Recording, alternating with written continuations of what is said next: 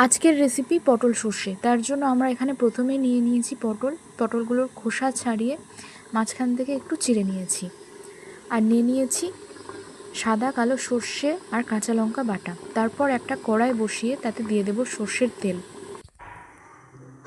তেলটা খুব ভালো করে গরম করে তার মধ্যে দিয়ে দেব 5 ফোড়ন আর একটা শুকনো লঙ্কা।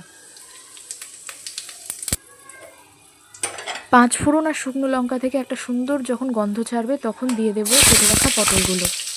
একটু লবণ দিয়ে দিলাম কারণ খুব শীত ছিল। আমি এখানে সমস্ত পটলগুলো একসাথেই ভাজবো, হলুদটা একটু পরে দেব। এরপর দিয়ে দেবো 1 চা চামচ হলুদ। পটলগুলোকে খুব লাল করে ভেজে নিতে হবে। এই পটল ভাজার ওপরেই কিন্তু রান্নার টেস্ট নির্ভর করবে।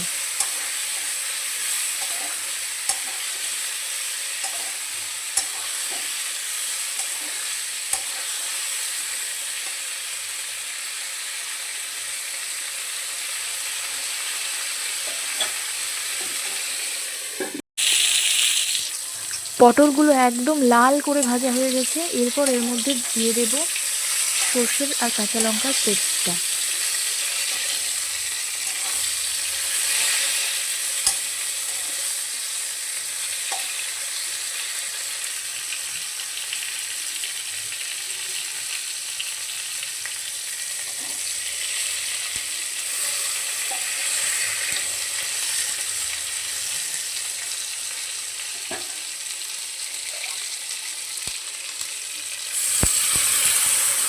পেস্টটা দেওয়ার পর ঢাকনা দিয়ে দেব যাতে সর্ষের ফ্লেভারটা পটলগুলোর মধ্যে ঢোকে।